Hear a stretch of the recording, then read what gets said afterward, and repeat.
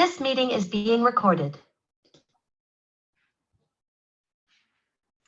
Olá a todos, sejam todos muito bem-vindos a mais uma entrevista. A minha convidada de hoje é a doutora Tânia Alves, que ela fala-nos da Noruega. Ela é nutricionista, especializada em nutrição clínica e endocrinologia e intervém em áreas como transtornos alimentares, obesidade, autoimunidade e síndrome metabólica. A doutora Tânia tem também uma vasta experiência no tratamento de doenças da tiroide e foi para falar deste tópico que eu a convidei para esta conversa. Por isso, olá Tânia, muito bem-vinda. Muito obrigada pela tua disponibilidade para esta conversa. Como é que estão as coisas aí pela Noruega? Olá, tudo bom?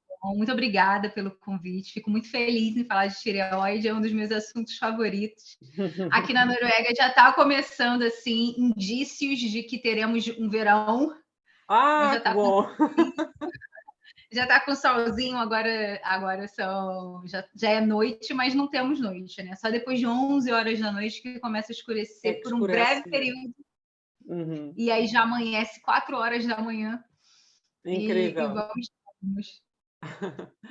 Muito bom, então bem-vinda Tânia e antes de mais nada, e nomeadamente para quem não te conhece, queres apresentar-te, explicares um bocadinho qual tem sido o teu percurso profissional, de formação e também como é que chegaste a este interesse pelo tema da tiroide.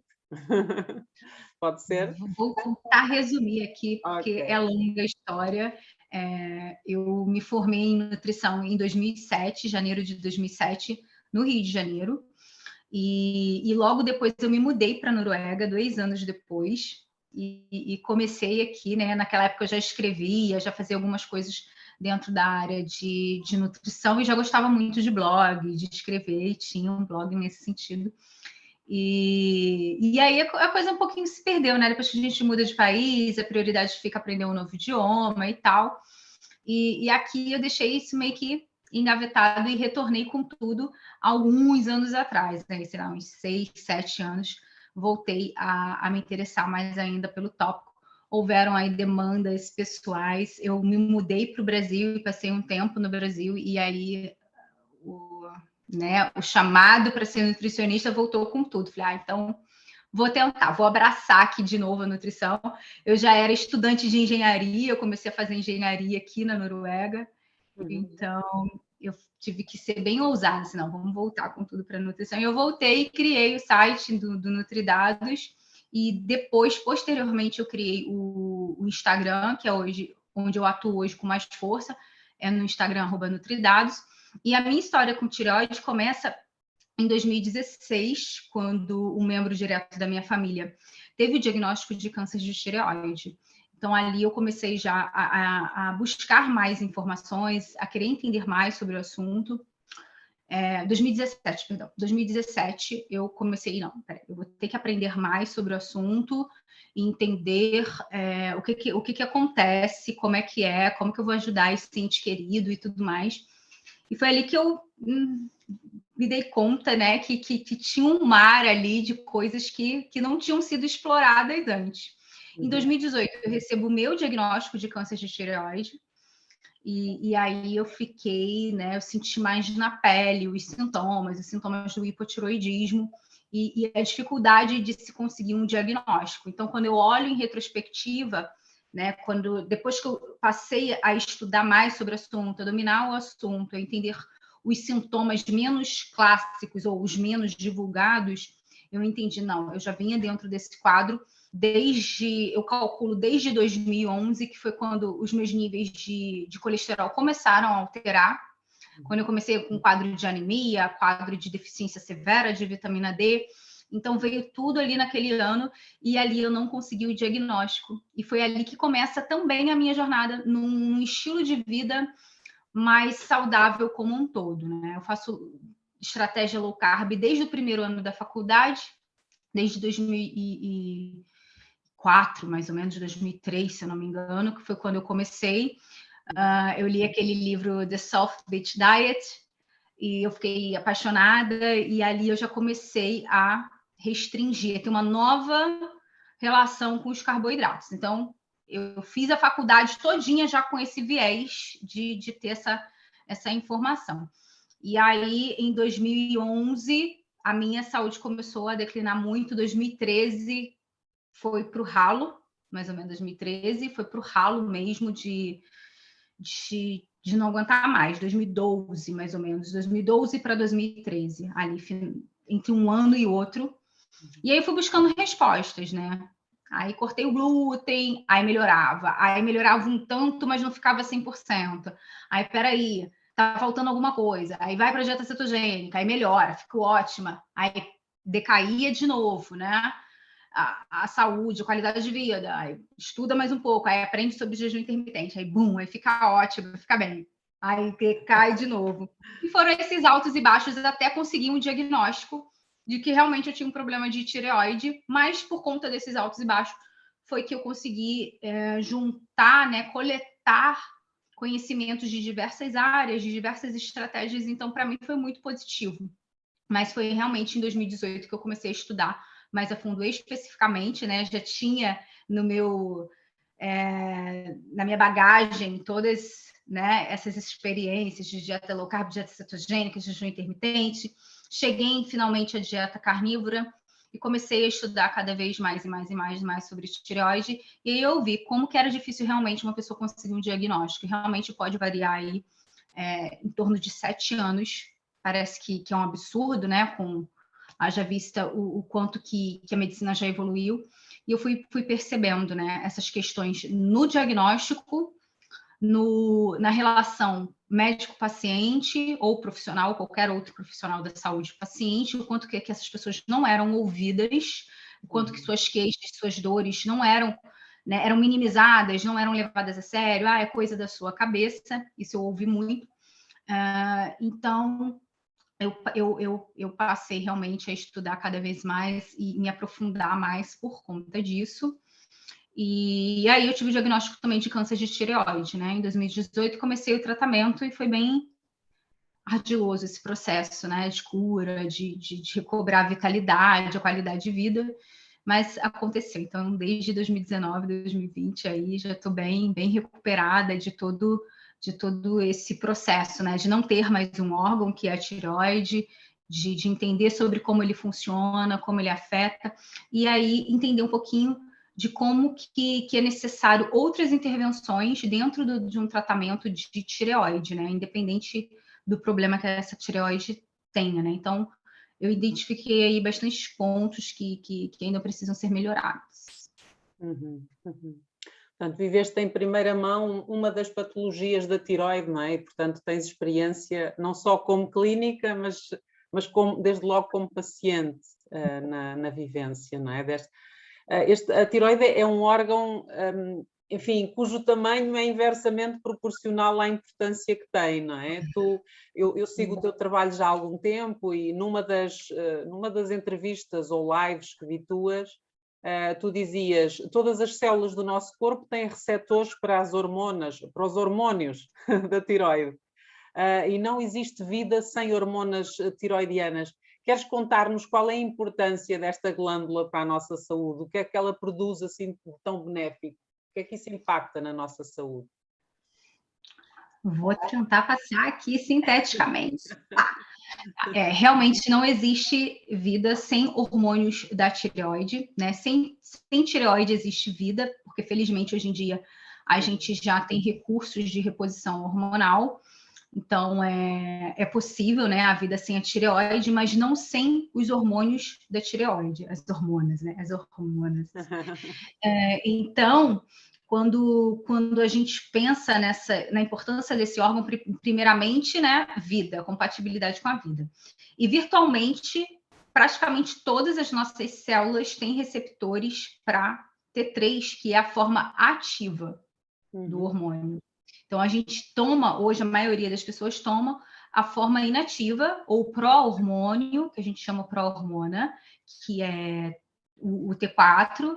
Muitas pessoas tomam sob a forma da levotiroxina sódica, e muitas pessoas têm essa dúvida, né?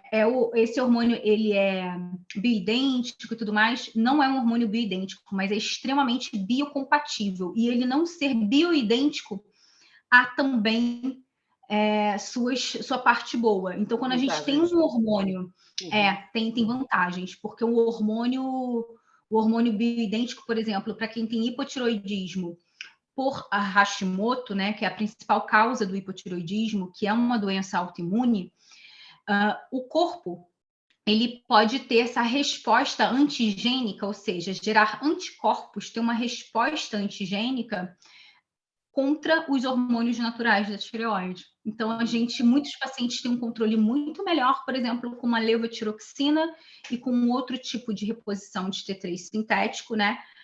Do que com um natural, por exemplo, extrato de tireoide natural suína. Então, há essa possibilidade.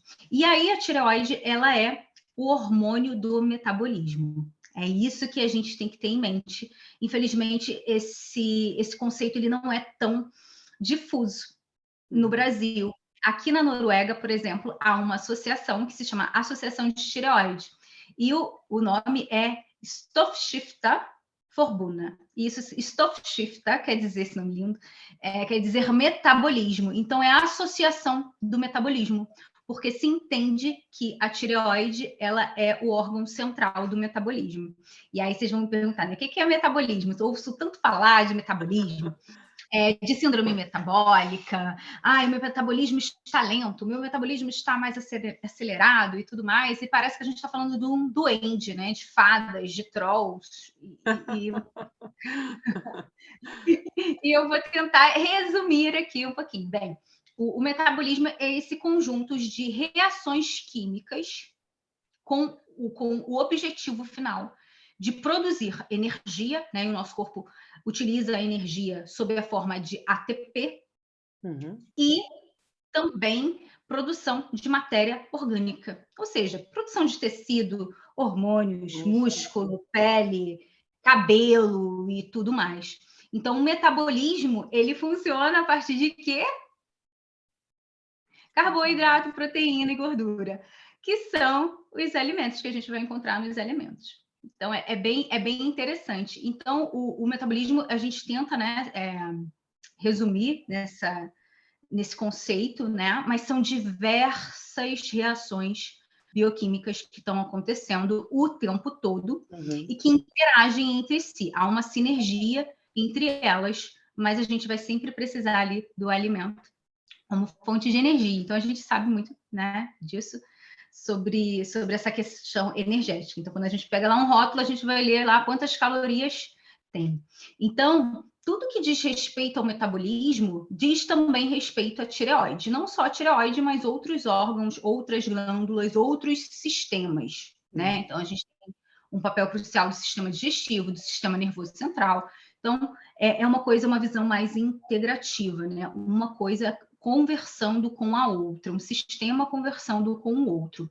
E quando a gente fala de sintoma, impacto da tireoide, né, no corpo, a gente tem que pensar sempre na parte do metabolismo.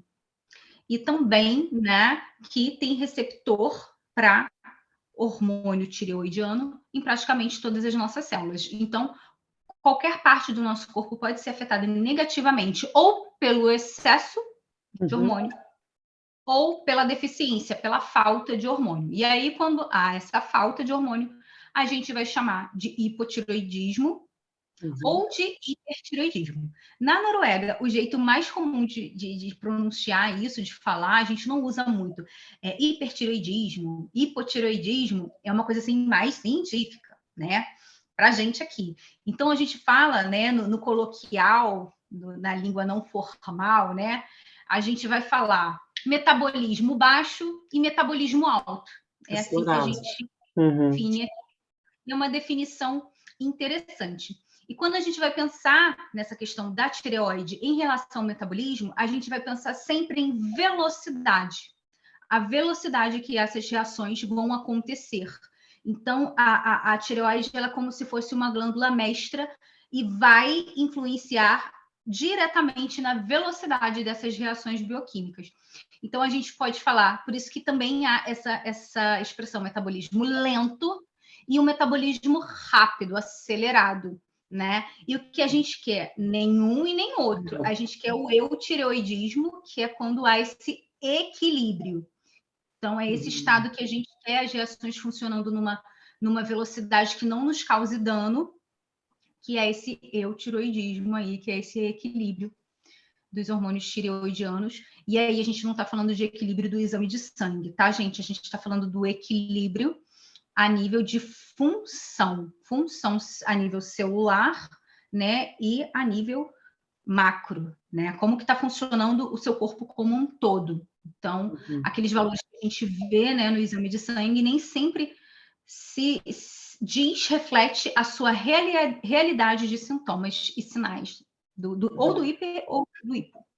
Sim, há muitas vezes um gap entre o que os exames mostram e os sintomas, não é? Sintomas e sinais que a pessoa reporta, não é? Eu fui um desses casos. Bem. Ok, então a tiroide interfere, como acabas de descrever, muito no nosso, ou completamente no nosso metabolismo, mas não só, não é? Nós sabemos que a tiroide interfere na saúde de muitos outros órgãos e na excelência de muitas outras funções, não é? Uhum. Exato. Tem mais alguma dúvida assim específica? Eu comentava que a tiroide interfere, para além do metabolismo, interfere na saúde de outros órgãos e noutras funções do organismo, não é? Nomeadamente memória. Queres falar um bocadinho sobre isso, sobre outras funções e órgãos em que... São Inúmeras, não é? mais de 60 páginas do Word. Mas vamos lá, vamos começar. O mais comum é o hipo, muito mais comum do que o hiper. Uhum. Então, é o que ganha, assim, em disparado. Em ocorrência, isso no mundo todo. É um fenômeno que a gente vai encontrar nos Estados Unidos, na Europa, no Brasil. É algo bem visível em diversos tipos de populações, tá? Percentagem, mais ou menos. Qual é a percentagem de população com hipo e com hiper, mais ou menos? Vamos dizer que 1% dos casos é de hiper. Hiper. Para 10 de hipo. Então, uma proporção de 1 para 10. É 10 vezes mais comum ter hipo do que hiper. Ok. E quais é que são os principais sintomas de uma pessoa que está com hipotiroidismo? O hipo, pensa lá naquele lento, né? Então, pode ter aquela falta de energia, né? O metabolismo é feito também, né? O principal objetivo é produzir energia, então é uma baixa produção de energia. Então, pensa que tudo pode desacelerar, realmente. Então, maior sono, menos disposição, e aí pode vir a questão da dificuldade em ganhar peso, né? Dificuldade em perder peso, facilidade em ganhar peso, peso de gordura, tá? Gordo, não tô falando aqui de músculos, né? Não.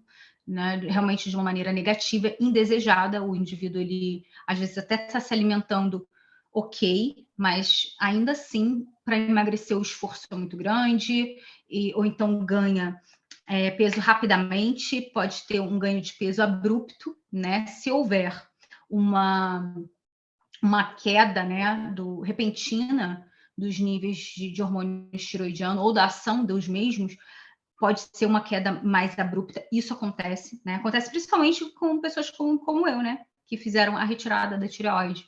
Então, você, logo após a cirurgia, você entra num quadro de hipo severo, até seu corpo se acostumar com aquilo dali. E aí tem tudo que envolve, né, essa queda de energia. Pode ser baixa libido, né? Uma dificuldade de se concentrar, dificuldade de memória, queda de cabelo, pele ressecada, uma circulação sanguínea comprometida, né? A perfusão sanguínea. Então, nem sempre vai ter uma circulação tão boa, e isso pode causar, por exemplo, edema, né? Um inchaço, retenção de líquido, e aí pode aparecer aqui na face os olhos mais menores, inchados, A gente pode ter um aumento da quantidade de celulite em mulheres, problemas até dentários, quando você vê que, né, que baixa até a produção da salivação. Então, a boca fica menos limpa e você fica mais suscetível a inflamações dentárias, cáries.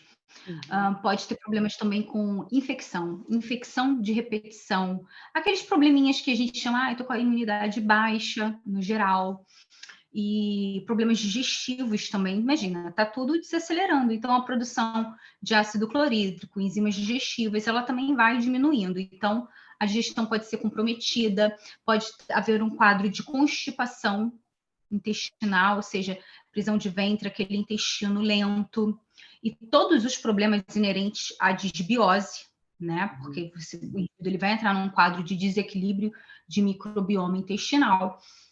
Então, realmente é algo muito complexo. Aí a gente tem queda de cabelo, unha com linhas verticais ou quebradiças.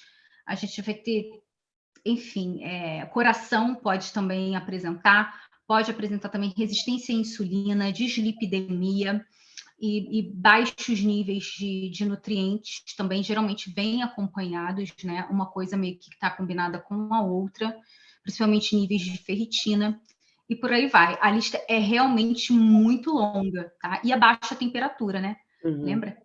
Energia é caloria, né? Movimento.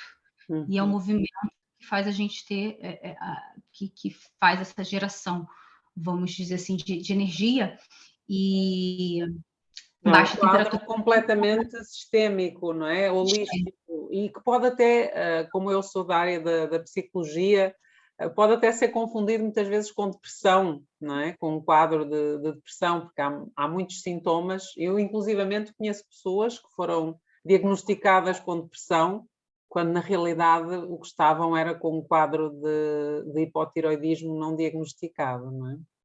Porque há muito... E um adendo nessa questão, né, do hipotiroidismo, dos seus sintomas, realmente, quando eu falo que são 60 páginas do Word, é no mínimo isso mesmo, literalmente. Então, a gente vai encontrar diversos espectros. E como você falou que é psicólogo e tal, a questão da depressão, da ansiedade, isso pode ser especificamente sintomas do próprio hipotiroidismo, né? E o hipotiroidismo, ele se confunde com outras questões de um estilo de vida desregrado ou de outras questões mais corriqueiras. Então, por exemplo, assim, o nosso estilo de vida moderno, talvez não da gente aqui na Europa, eu acho que a gente tem um ritmo de vida um pouquinho menos acelerado do que no Brasil, nos Estados Unidos, na Ásia, Japão. Então, eu tenho paciente no mundo todo. Então, eu vejo, por exemplo, um paciente no Japão, a jornada de trabalho dele é de no mínimo 10 horas, 10 a 12 horas, são 10 dias só de férias ao ano.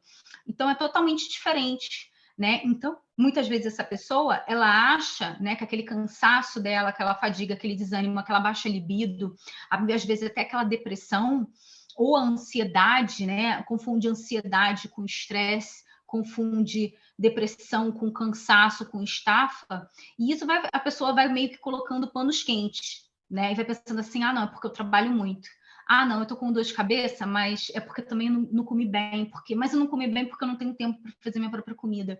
E aí a pessoa vai meio que criando desculpas e pretextos para justificar aqueles sintomas. E aí, quando chega ao ponto que ela não aguenta mais, ela vai pedir ajuda, e aí muitas vezes o profissional fala: não, os exames estão todos bons, ou não, tá tudo bem, a sua tireoide tem um problema, tá, na sua tireoide. Mas agora não precisa fazer nada, porque agora eu só sei medicar, né? Só sei medicar, então não tem nada que se possa fazer, né? Então vamos acompanhar, e assim, esse acompanhar se traduz em vamos assistir aqui, vamos acompanhar aqui a sua tireoide falir, perder totalmente a função. E aí, quando ela perder a função, vamos assistir aqui dos camarotes, e quando ela perder a função, eu coloco um remedinho, e aí você vive sua vida normalmente. Só que o normal de hoje passou a ser cansaço, ansiedade, depressão, baixa libido, né? E tá. deixa tudo para lá porque não dá mais para emagrecer, vamos, corpo livre, todos os corpos são perfeitos. Então, quando você vai buscar saúde para sua tireoide, você tem que ir contra todo um sistema, todo um modo, toda uma cultura, todo um modo de pensar, porque o comum passou a ser normal. Mas de normal não tem nada. Você está ali com uma anomalia, com uma anormalidade, mas aquilo dali é tão prevalente em toda a população, ou seja, Parece acontece normal. e é comum. E aí a gente tem chamado de normal o que não é normal, o que é apenas comum. Então é comum ter todos esses sintomas, é comum ter todos esses sinais, e é comum não ser ouvido, e é comum viver uma vida mediana ou pífia, porque é o que temos. Não há nada que se possa ser feito. E normalmente ainda ouvimos o argumento também, então é da idade, o que é que quer agora? Com 45, com 50, o que é que quer? É assim? É um argumento mais destrutivo. Infelizmente é isso. Não, é só você ficando velho, né? Dores, né? O hipotireoidismo pode deixar você também muito mais sensível a dores articulares, dores miofaciais, né? Dores musculares, dores de cabeça também, enxaqueca também. Então, é algo realmente, como você disse, muito sistêmico, e tudo ficou muito banalizado. Eu acho que esse é o termo. Ok. E já agora, em relação ao hipertiroidismo, embora seja menos prevalente, há alguns sintomas comuns ou os sintomas são distintos do hipotiroidismo? Quando a gente fala de hipo e de hiper, eu sempre gosto de falar uma coisa, assim, deixar claro, fazer um disclaimer e dizer assim: o hipo não é a doença da tireoide do gordinho e o hiper não é a doença da tireoide do magrinho. Que esse é outro mito, não é? Esse é um mito. Uhum. Então, há esse mito assim: quem está engordando tem hipo e quem está emagrecendo tem hiper. Não necessariamente, tá? A prevalência que a gente tem de obesidade e sobrepeso dentro da população com hipotiroidismo, ela é muito parecida com a população normal. Não foi feita uma distinção, né? Nesse sentido, assim, de estilo de vida. Porque o paciente que tem hipotiroidismo, ele só recebe um medicamento, ele não é orientado a mudar a alimentação, a suplementação, os hábitos de vida dele. Então, no final das contas, ele faz o mesmo que o resto da população faz, só que tomando um remédio. Sim. E aí o resto da população, ele está dentro de uma população e essa população está toda engordando. Então, a prevalência de sobrepeso é aproximadamente 60% a 65% sobrepeso ou obesidade em quem tem hipotiroidismo. No Brasil, com a pandemia, a gente já atingiu esse nível na população geral.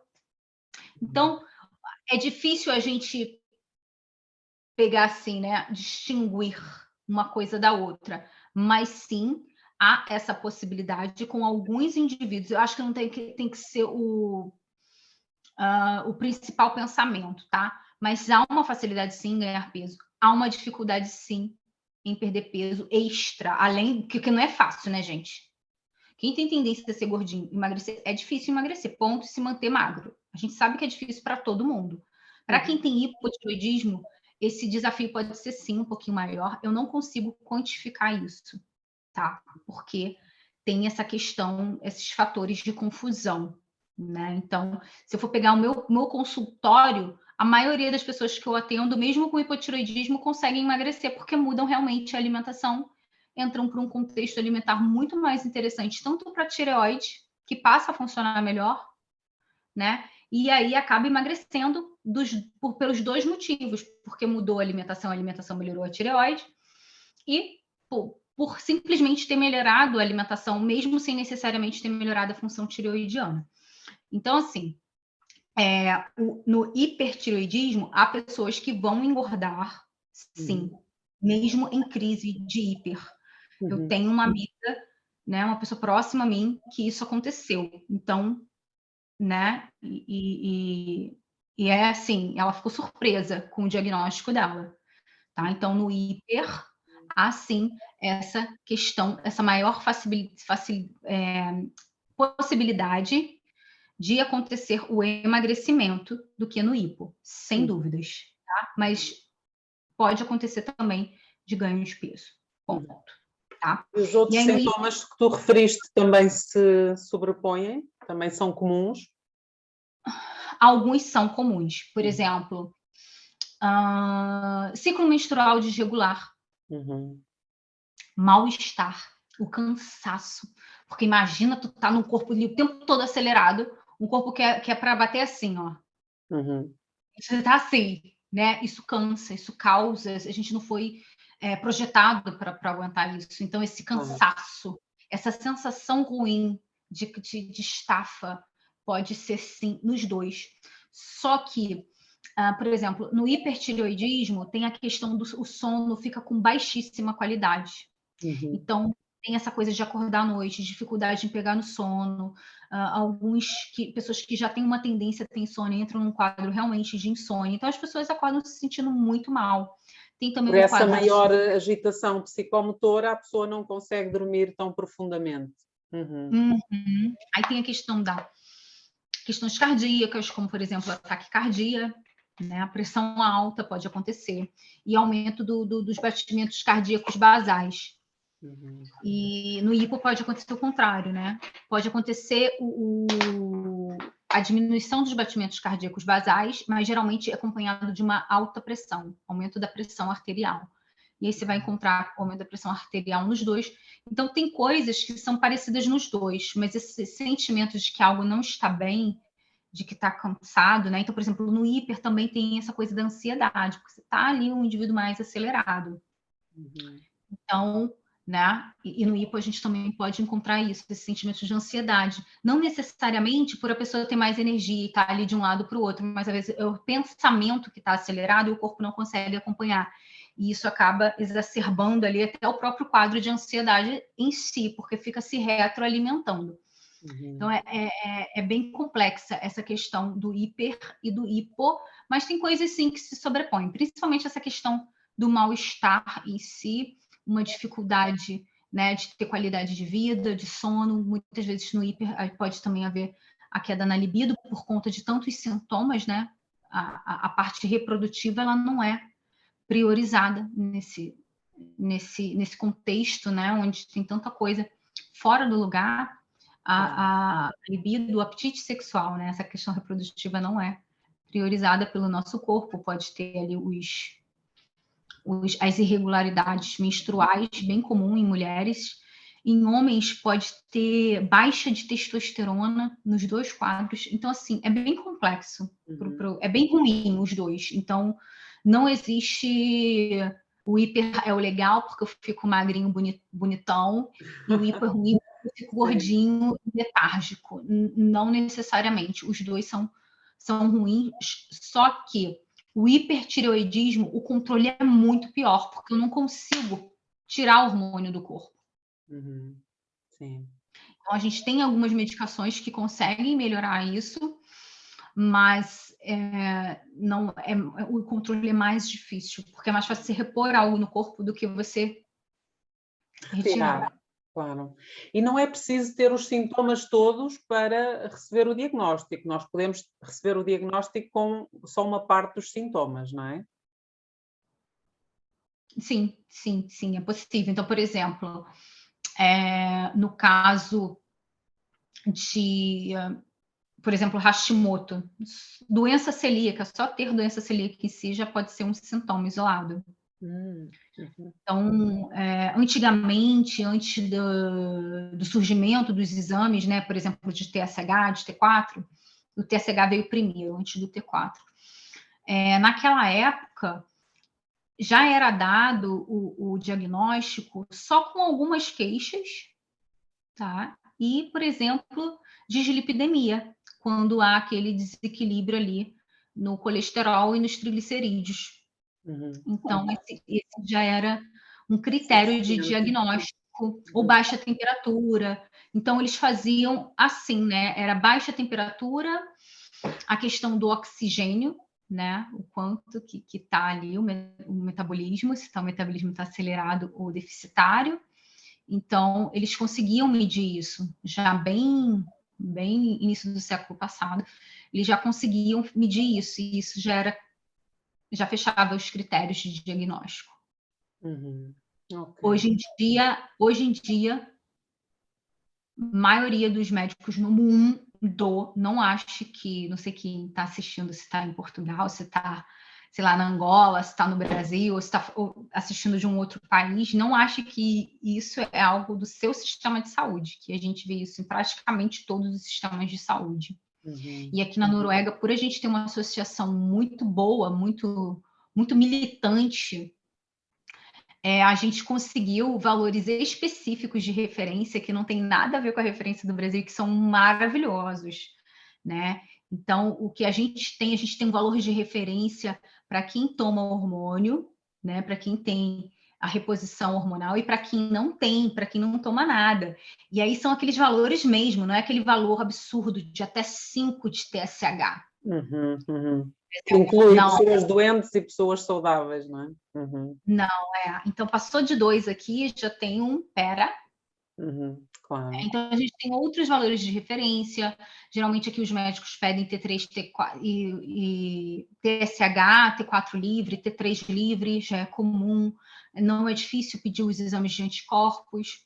Então aqui é um pouquinho adiantado nesse sentido, mas no geral os médicos, né, de todo mundo, só vão te dar um diagnóstico baseado nos seus exames de sangue. E nem sempre os exames de sangue vão estar refletindo o que realmente você está sentindo. E quando eu falo sentindo, é sintoma, porque o significado é esse. Então, em medicina, a gente tem os sinais e a gente tem os sintomas. Sinais é como se eu fosse a Isabel e falasse assim: nossa, deixa eu ver sua unha, Isabel. Você está sem esmalte, vamos dizer. Aí eu vejo que a sua unha está realmente descascando, está bem curtinha, vejo que ela está com aquelas linhas, então eu vejo aquilo dali. Eu vejo que seu cabelo realmente está em queda porque tem entradas na sua cabeça. Eu vejo que a sua pele realmente está muito seca. Eu toco em você e vejo que o meu dedinho fica marcado na sua pele porque você está inchada. Isso são sinais. Porque é algo que Exato. O clínico consegue visualizar. Tá? Com o paciente. Agora, os sintomas é o que é sentido pelo paciente. O sintoma é fadiga. Cansaço. Não tem como medir a fadiga. Faz aqui um exame de fadiga. A falta de líbido. A falta de líbido. A dor. Sensibilidade à dor. Por exemplo, pessoas com fibromialgia, enxaqueca, ansiedade, depressão. Então, tudo isso é sintoma. Claro, isso tem um caráter mais subjetivo, não é? Os sintomas têm um caráter mais subjetivo. Exato. Então, infelizmente, hoje a gente não tem... A medicina, né, de uma maneira geral, é claro que tem muitas exceções, felizmente, mas ainda são a minoria, que a gente não soube aliar a modernidade. Então, tem estudos que mostram hoje que mesmo com toda a modernidade, exames de imagem, exames de medição de hormônio em saliva, urina, sangue, enfim, exame de fezes, mapeamento genético. Olha que coisa mais... Imagina a gente, Isabel, pequenininha, achando que nossa, tem como eu fazer um exame ali e ver minha genética, né? Olha que era uma coisa assim muito futurística e que é real. Mas isso não necessariamente trouxe um melhor sistema de diagnóstico para o paciente. Então, o paciente, para ter um diagnóstico de doença autoimune, ele ainda vai ter que passar por de 7 a 10 profissionais. Ele vai ter que esperar anos, muitas vezes são anos, a não ser que ele tenha uma crise muito aguda e tenha que ser internado, como acontece muito quem tem problema de doenças intestinais autoimunes. Então, ainda é muito crítico, porque ainda não uniram, né, a tecnologia com esse ouvir o paciente, ouvir os sintomas, né? Então, infelizmente, é assim. É uma veterinária para humanos, porque o humano fala, mas não é ouvido, e o animal não fala. Infelizmente, muito hoje dessa medicina clínica, né? É nisso.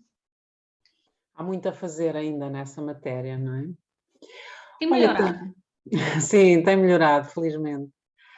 Oh, Tânia, em relação às causas, nomeadamente do hipotiroidismo, que é o mais prevalente, como tu disseste, o que é que isso tem a ver, ou onde é que entra a influência do nosso estilo de vida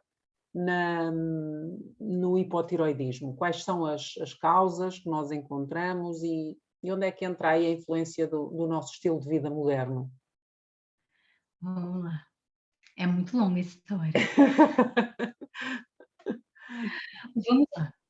Antigamente, muito antigamente, 1900, 1905, 1910, o hipotiroidismo ele foi assim amplamente descrito em 1888. Então a gente não está falando de uma doença assim tão longa, então de tão longa data mapeada, né, e classificada em termos a nível de consenso científico mundial. Então, o que aconteceu? Antigamente a gente tinha a principal causa do hipotiroidismo sendo a deficiência de iodo, mas isso mudou lá pelas décadas de 1950 a 1960 com a iodização da água, ou do sal de cozinha. Então, a coisa mudou, só que não foi só isso que mudou. A gente teve... Não. A gente teve algo que a gente chama de transição epidemiológica. E a transição epidemiológica traz consigo uma mudança do perfil de doentes, da prevalência das doenças. É isso. Em traduzir, né, gente? Transição epidemiológica, bem difícil, né? Mas é basicamente isso, o perfil das doenças.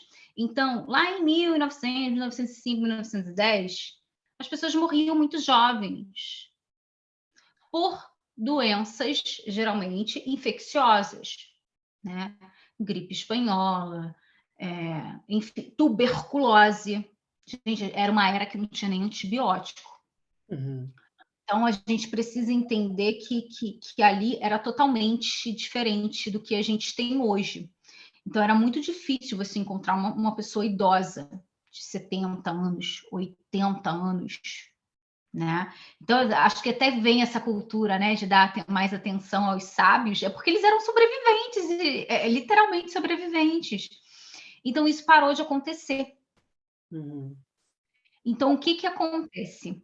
Hoje a gente tem outros tipos de doença, que são as doenças crônicas, não são aquelas doenças infecciosas que você tem ali, aquela tuberculose, você tem ali, enfim, uma gripe, uma peste negra, peste bubônica, não é sobre isso, né? Uma febre amarela, não é mais sobre isso.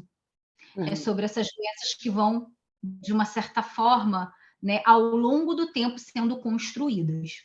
Então, isso mudou totalmente o nosso padrão e mudou também quem sobrevive e quem não sobrevive. E quem sobrevive e se reproduz, que é um outro fator. Então, a gente tem vivido mais, mas não necessariamente sem doenças, livre de doenças. A gente tem as outras doenças e a gente tem, por exemplo, as doenças autoimunes. E aí, com os avanços, né, da ciência, a gente tem procriado, ainda assim, ainda mesmo com alguma dificuldade. E esses genes vão sendo repassados, né? Então, hoje, isso é uma teoria, tá, gente? Eu não estou dizendo que essa aqui é a verdade absoluta, não. Mas os teóricos já falavam isso em 1980.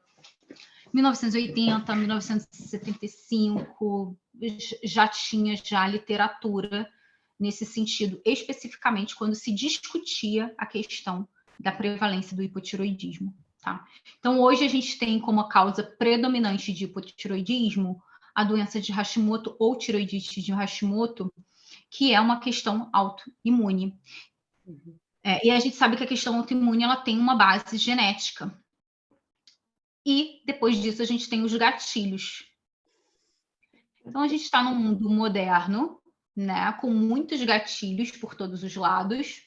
Até o nosso próprio estilo de vida acelerado já é um gatilho em si.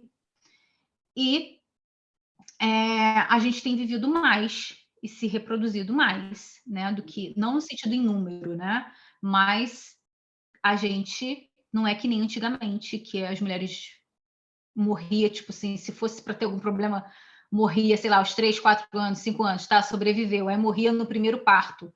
Então, hoje em dia, a gente tem um cenário totalmente diferente, né? Então, e a gente tem visto um aumento crescente, absurdo, da prevalência de doenças autoimunes como um todo.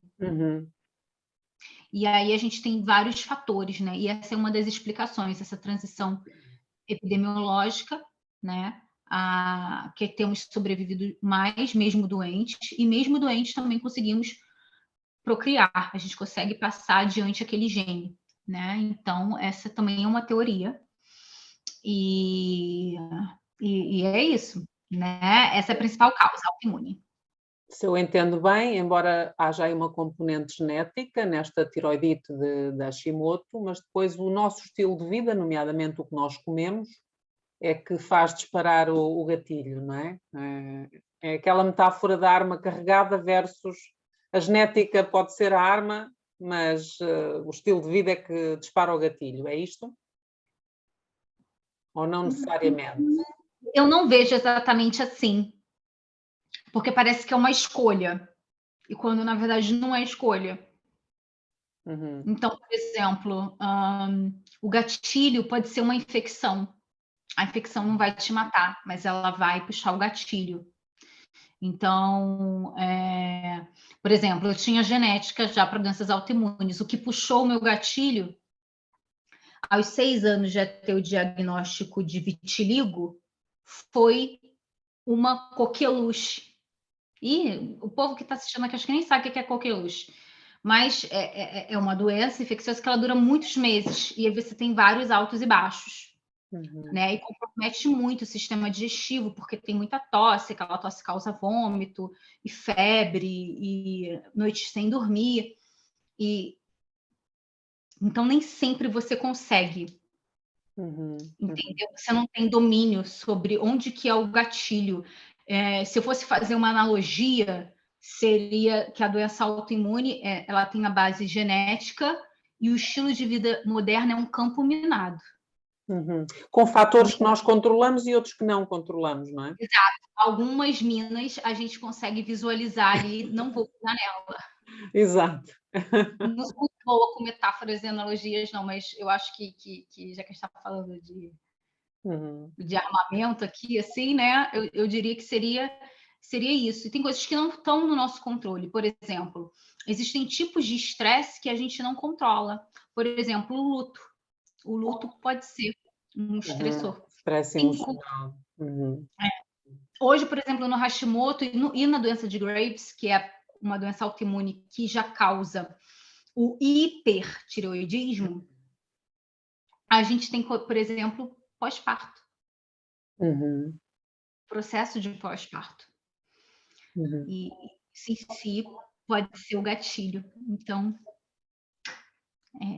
é complexo. É bem mais complexo É do muito que sistémico, não é? falar de outras coisas assim um pouquinho mais simples e tal. Enfim. Ok. E relativamente ao tratamento, tu já falaste aí na reposição, na necessidade de reposição, nomeadamente quando há uma extração da tiroide, mas não só, não é? E gostava que falasse um bocadinho qual é que é o papel aqui da reposição hormonal, mas também qual é que é o papel da nutrição, não é? Que nutrientes é que é preciso garantir para haver controlo destes fenómenos do hipotiroidismo e do hipertiroidismo? Então, quando... vou falar um pouquinho do hipo, né? o que acontece, né? Quando você vai tomar o medicamento, você está tomando algo, né? Que é o pró-hormônio, que é o T4. E aí você tem que absorver aquele hormônio.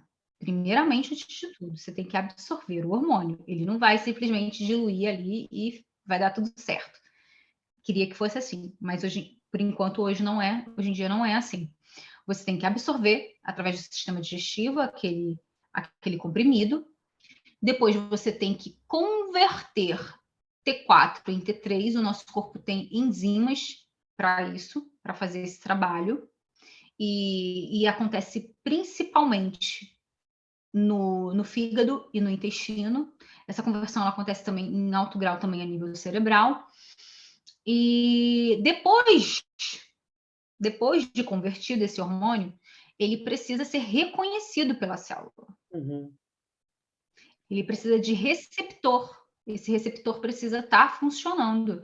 Ele não pode estar ocupado com outras coisas, como, por exemplo, o T3 reverso, que é quando o T4 é convertido direto numa forma inativa, mas que muitas vezes vai roubar espaço no receptor. Então, assim, é bem complexo. Em todas essas etapas, a nutrição ela é crucial. Então, para as enzimas, para eu ter essas enzimas precisam de cofatores, de outros minerais, tipo B12, vitamina A, ferro, selênio, zinco, né? Tiroxina é importante também. Então, precisamos de proteína suficiente para tudo, né, no corpo. Então, assim, é imprescindível. Então, o nosso fígado, ele precisa estar saudável, ele precisa estar bem. Eu não acredito muito nessa coisa de detox do fígado. Eu acredito no suporte hepático.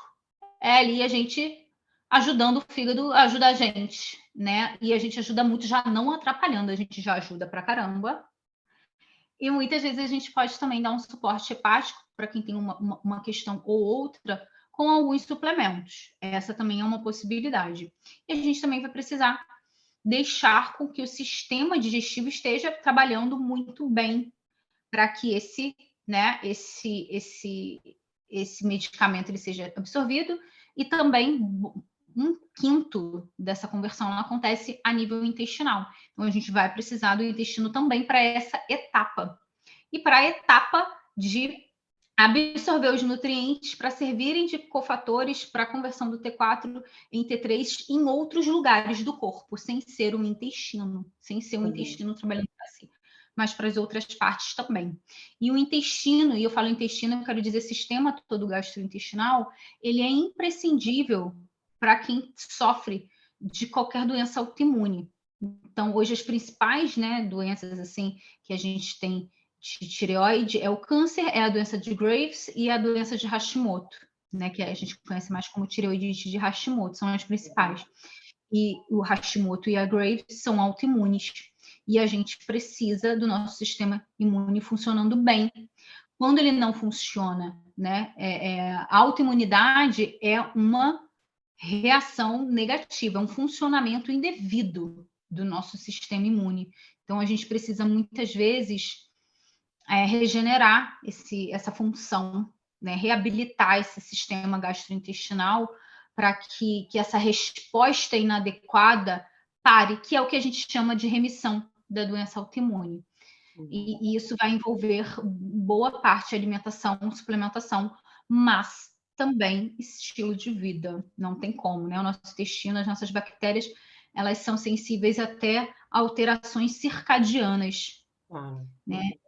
Então, a gente precisa muito disso. Ou seja, então aquela ideia de tomar o comprimido e posso beber e comer o que eu quiser, produtos à base de farinha e açúcar a toda a hora, o meu pãozinho, etc., isso pode ser autoengano, não é? Pode ser pura ficção. Ou seja, se não houver um tratamento integrado, a pessoa corre o risco daquele comprimido não estar sequer a ser absorvido, como tu explicaste. É isso? Sim, e na prática a gente vê quando esses fatores são corrigidos, a gente tem uma melhora do quadro clínico significativa do paciente. Lembrando, gente, que você vai ter aquela pessoa que está comendo pão com mortadela e tomando refrigerante, e ela vai estar bem. E ela vai parecer estar bem, mas ela não vai ficar bem para sempre. A conta dela vai chegar. Não chegou aquilo dali, aquela normalidade, aquela saúde, não se preocupa, porque ela é transitória. A conta vai vir de um jeito ou de outro, ou sob a forma de um sobrepeso, ou sob a forma de diabetes, ou sob a forma dos dois combinados, ou sob a forma de infertilidade, ou sob a forma de baixa energia, baixa performance, baixa libido. Ela vem, vem, Sim, inevitavelmente. sim. Estarmos a dar ao nosso corpo coisas que não são hormonalmente, metabolicamente, nem fisiologicamente adequadas para nós, quer dizer, o corpo lida com um bocadinho de lixo, mas não lida com muito lixo todos os dias durante muito tempo, não é? Portanto, mais tarde ou mais cedo, como tu dizes, a fatura aparece. A fatura aparece. Não é? Ok, olha, alguns mitos sobre o hipotiroidismo. Eu acabo por focar mais no hipotiroidismo, porque acaba por ser o mais prevalente, não é? Muitas vezes as pessoas perguntam se calhar não posso fazer jejum, se calhar o jejum, por exemplo, não ajuda, ou preciso de fazer de ingerir carboidratos. Se eu não ingerir carboidratos, será que isso vai afetar a tiroide? Ou, enfim, aqueles mitos da tua prática, aqueles mitos mais comuns que surgem sobre este tema? Vamos lá. Eu acho o jejum, de uma forma geral, muito positivo. Muito positivo. No hipotireoidismo, como eu comentei, né, pode ter essa questão da resistência à insulina. O jejum ele pode ajudar nessa questão da resistência à insulina, junto com outras estratégias, né, melhorando a alimentação, às vezes uma suplementação, enfim, né, às vezes até a tomada do hormônio, a reposição hormonal vai ser o que vai faltar para a resistência à insulina ser sanada. Eu acho muito positivo, mas eu vejo que tem pessoas que abusam um pouco da estratégia e começam a fazer desacompanhadamente. E às vezes erram muito a mão na questão do jejum. Eu não acho que é quanto mais melhor, não. Claro, como em nada, em saúde, não é? Em quase nada é assim. É porque esse argumento é muito bonito, né? Da ancestralidade, porque não sei o quê, passávamos dias e dias sem comer a caça e não sei o quê. Só que naquela época a gente não vivia tanto, e a gente não tinha tanto tecido adiposo, e a gente não tinha nesse tecido adiposo o tanto de toxinas que a gente tem hoje.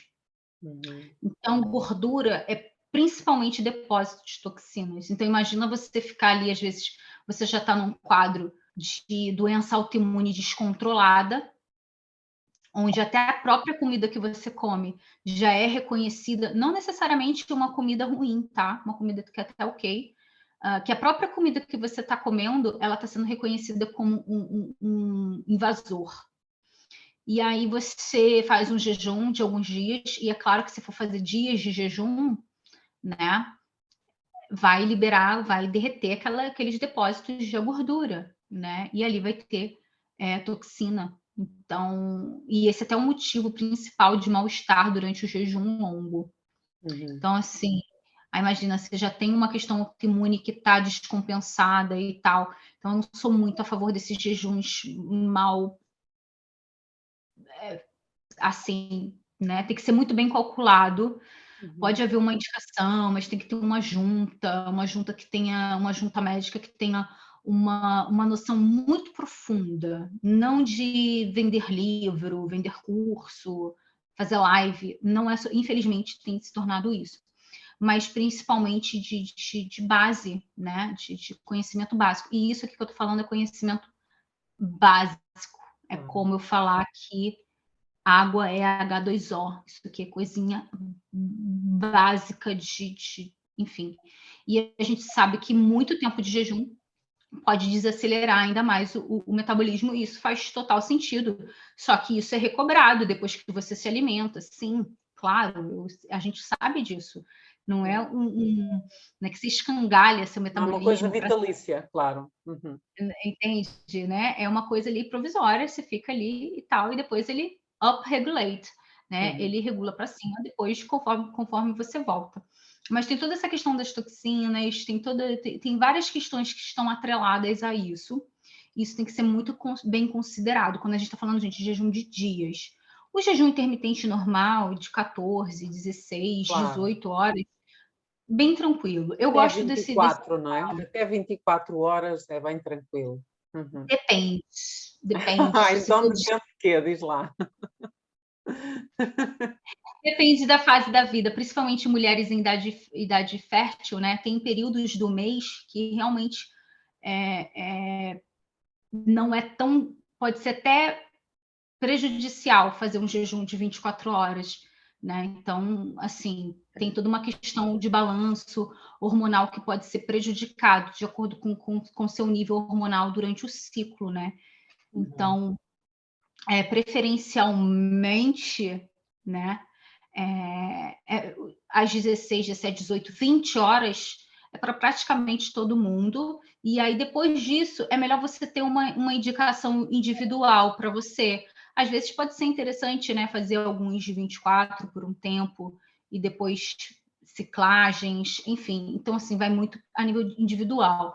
Mas, assim, esses jejuns que a maioria faz, pelo menos no meu consultório, quem vem fazendo jejum intermitente, vem com esse jejum comum. E eu acho ok, esse jejum de 16, 18 horas, não tem nada a dizer para quem tem hipotiroidismo ou não, não tem problema nenhum. Ok, excelente. Bom, nós estamos já a aproximar-nos do fim aqui da nossa conversa e, entretanto, com isto já passou mais de 1 hora. Só 2 últimas perguntas para ti, que é: que mensagem tu tens para pessoas que tenham doenças de tiroide, não é? E que muitas vezes não se sentem verdadeiramente compreendidas junto dos clínicos, dos médicos que as acompanham, não é? Que mensagens tens para pessoas com doenças ou que querem prevenir doenças? E depois também que mensagens gostarias de deixar a profissionais de saúde que desvalorizam muitos destes sinais e principalmente sintomas que tu reportaste, não é? Vamos lá. Quem tem problemas de tireoide, mensagem. Não desistir. Não desistir. Porque a maioria dos discursos que eu vejo hoje eu não aguento mais, eu quero desistir, ou já desisti. Então, assim, eu acho que se eu fosse dizer algo, persista. Persista em buscar qualidade de vida, persista em buscar informação, persista em buscar um médico que te ouça, que dê valor aos seus sintomas, que dê valor ao que você fala, que dê valor, né, ao ser humano que você é, tá? Então, eu acho que esse é o principal, porque, tipo assim, se você tentar 2 médicos por ano, ou 3, sei lá, ou 2 nutricionistas por ano, enfim, né? Uma hora você vai chegar lá, você vai encontrar alguém. Seus critérios vão melhorando, você foi tentando coisas novas. Mesmo que essas coisas não funcionem em um dado momento, você vai saber assim, não, pelo menos eu tentei isso aqui e não funciona. Isso também é informação. O que não funciona para a gente também é informação valiosíssima. Então, não desistir, persistir em buscar profissionais, persistir em buscar informações. Eu vou ser muito sincera, mesmo sendo profissional, e aí já vai o meu recadinho para os profissionais de saúde, mesmo já sendo profissional de saúde, eu não sei se eu teria me encontrado nesse caminho se não fosse uma questão pessoal tão forte. Tá? Porque é totalmente diferente a gente estudar uma doença e a gente conviver com uma doença. Claro. É totalmente diferente, são 2 coisas diferentes. Então, para os profissionais da saúde, abrir a mente e escutar seus pacientes. Não precisa fazer especialização de, sei lá, medicina, nutrição funcional, integrativa e não sei o quê. Não precisa. Eu tenho uma médica ótima hoje que me atende na Noruega. Ela não tem nada disso, mas ela tem uma boa vontade de me ouvir e ela acho que foi a minha 4ª médica aqui. Você sabe como é que é difícil para a gente mudar, né? O médico de família, né? Na Europa. Então, quem está em Portugal sabe como é que é. Então, eu acho que era a minha 4ª e o primeiro, eu até gostava dele, mas ele foi embora para outra cidade.